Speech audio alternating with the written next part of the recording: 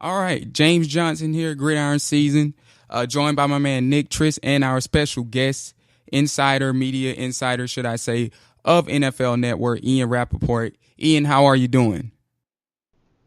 I'm good. How are you guys doing? Good, good. Can't complain, man. We appreciate you joining us.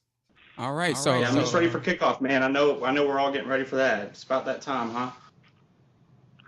Exactly right. I mean, that's one of the best things is we cover so much of the off season. There really is no off season now, but finally we get to actually talk about football, and on Thursday get to actually watch football, real football, even better. I couldn't agree with you more. All right, so the first question I had, it was in regards to the final roster cuts that occurred this past week, and I'd simply like to know which of those cuts were the biggest surprise or biggest surprises to you. Well, I think probably the two biggest, I don't know how surprising they were, but probably the two most sort of important or noteworthy. One was Michael Sam, who now is signed on with the Cowboys practice squad and is practicing today. I thought he had a good chance to make the Rams roster. He played well in preseason games. He really did everything he was supposed to do. Was in certainly a tight numbers crunch there. But I think that's a place they drafted him so they could have a look at him, and I think even knowing how tight their situation was on the defensive line and how much talent they had. But that was a big cut, and then Champ Bailey in New Orleans. That's another one where he's a big name. They'd hoped he would come in and help their defense. Never really got the kind of look at him they thought. Really just couldn't really run like they'd hoped, and he was injured a little bit. And in the end, it's a future Hall of Famer looking for work, which is really jarring any level. Right. That one took me by surprise too, because I read this rumor that his agent said he was healthy, and so that kind of contradicts, but it makes sense. So the next question, I'm gonna pass it on off to Nick.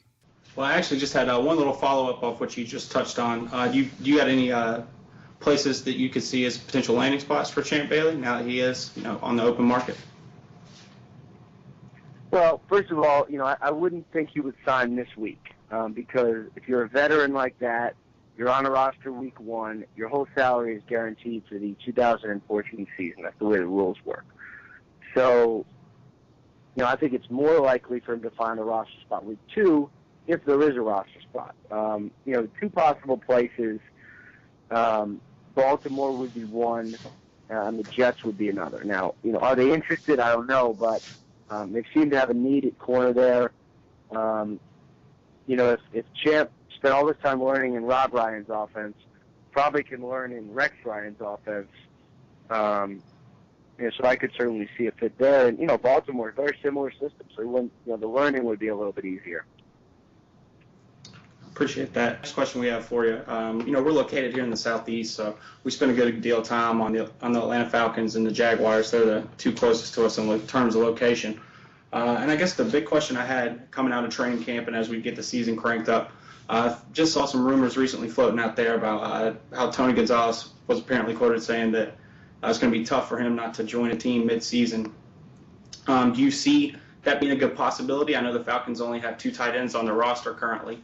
And also, if it wasn't the Falcons, do you see him maybe possibly trying to land on a contender and chase that elusive Super Bowl? Yeah, I would be surprised. Everybody wants to get younger. Everybody wants to get cheaper. He's a big name, obviously. But I don't know. I mean, I would be really surprised if he ended up on a roster somewhere this year. I think he's had an incredible career, but I think he's doing TV now. I think it's probably a good time for him. All right, so ladies and gentlemen, to clarify, we're on the line with Ian Rapoport, NFL Network. He's their media insider, as you all know. You can follow him on Twitter as under the handle of @RapSheet for all our social media people out there. My next question, as Nick already said, we covered the Jaguars as well. And last year I did talk to you about Gus Bradley and Dave Caldwell heading into their first season. Now a year later, we'd like to know your thoughts on the strides they've made as a franchise since then and their outlook on the future. Well, I think Jacksonville is really one of the up and coming teams. They built the right way. They're building slowly. There's no quick fix there, but they play hard. They practice hard. I mean, I was struck by how hard they practice, which is something that that sticks with you. It really does, and you could make strides as a team by just working hard and practicing hard. I like Gus Bradley as a leader, and I think they're going to have a pretty bright future. I really think that. Last year you told us the same thing, and they did make strides. Year two, I expect about roughly 7 wins, which would be progress. And you're right, they do have the right people in the office, Gus Bradley and Dave Caldwell, and even Shad Khan for that matter. So that said, the next question is on my man Nick, and it's about Derek Carr. Just wanted to get your thoughts on the news out of Oakland, going with the rookie over the veteran Matt Schaub there in place. Do you think this was a move generated by pressure from the fan base, or do you think Derek Carr went out and actually won the job? And how do you feel like he'll perform this season? Yeah, I mean, I don't think it was pressure from the fan base at all. I mean, there was pressure from the fan base, but knowing what I do about this Raiders staff, they don't make decisions based on the fans. They make decisions based on the guys who are going to help their team. And I think it became clear, especially in that 4th preseason game when he played so well, that this is a guy who's really ready to play. And he went out to 4 touchdowns, had a little bit of luck, but 4 touchdowns and really impressed. And once they had the cover of Matt Schaub's elbow, I think this is the direction they went. Team seems to support it. I think in the long run, they hope that this is it. They hope they just found their guy. They really do. I was very high on Carr coming out of college. I thought his arm strength kind of set him above the rest of the prospects in this class. So I expect him to perform pretty well. It might be a rough situation with the offense he has there around him, but I expect good things from David Carr. And also wanted just to let our listeners know as well, if you guys were wondering, you could catch Ian on NFL Now, the league's next generation video service, providing fans access to the largest digital library of NFL video anywhere. Fans can select their favorite NFL teams and players, and NFL Now dynamically personalizes each fan's viewing experience. Visit NFL.com/now for more information. All right, so Nick, the next question on you again, man. All right, and this is going to be my last one, Ian. And I know you're an NFL insider now, and that's your main focus, but did a little research when I found out we were having you on as a guest, and I hear you got a lot of ties to the SEC. And college football is also something, being as our location in the heart of SEC country, we cover here. What do you think about the SEC this year? After week 1, Texas A&M had a pretty good performance. Bama strong as always. You expect anything? What do you expect out of the SEC this year? Yeah, I mean, it's the best conference in football. It is every year, and. I expect the same things I always expect, which is for it to be really fun for me to watch on Saturday afternoons. It was interesting, seeing Kenny Football, I guess we can call him now at A&M, come in and break Johnny Manziel's passing record immediately. I mean, it's a little bit of a system, a factory they're building over there. I think Kevin Sumlin, obviously really has it going. I thought Alabama probably struggled a little bit more with West Virginia than I expected. But I mean, it's going to be A&M, it's going to be Alabama, right at the end this year, and as I think it sounds like it really always will be.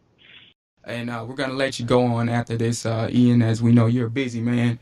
One thing that we're going to do later in this podcast, we're going to give our NFL award predictions. And I wanted to know your take on a couple of the prediction categories. The MVP, Coach of the Year, and Rookie of the Year. Who do you think will win those categories? Well, I'll start with the first thing last. I think Brandon Cooks has a really good chance to be Rookie of the Year. He's in an explosive offense in New Orleans. They're going to use him a lot. They got a little package for him right away. He looked great in camp. I would expect big things from him. I think Coach of the Year. Jeff Fisher really. Jeff Fisher really, I think, has a good chance. If they win, let's say they go 9-7 with a backup quarterback. I think he has a really good chance of being Coach of the Year. And then, MVP, it'll be the same as always. It'll be, Tom Brady, Drew Brees, and Peyton Manning fighting it out, and maybe throw a little Aaron Rodgers in there too. All right, nice take on Jeff Fisher, especially. Granted that he lost Sam Bradford, that would be a big step for him if he could take care of that situation in St. Louis. So, Ian, we want to thank you for coming on. Oh, yeah, with the 49ers and the Seahawks, man, that division has to be the best in the league. No questions asked. Yep. So we're going to go ahead and, as I said, and let you go. Ladies and gentlemen, NFL Network's very own media insider, Ian Rapoport. Again, you can follow him on his Twitter handle, @RapSheet. You can also watch him on NFL Now. That's NFL.com/now. And Ian, we thank you for giving us your time, and you have a good one, man. All right. Thank you guys for having me. No problem. Thank you, Ian.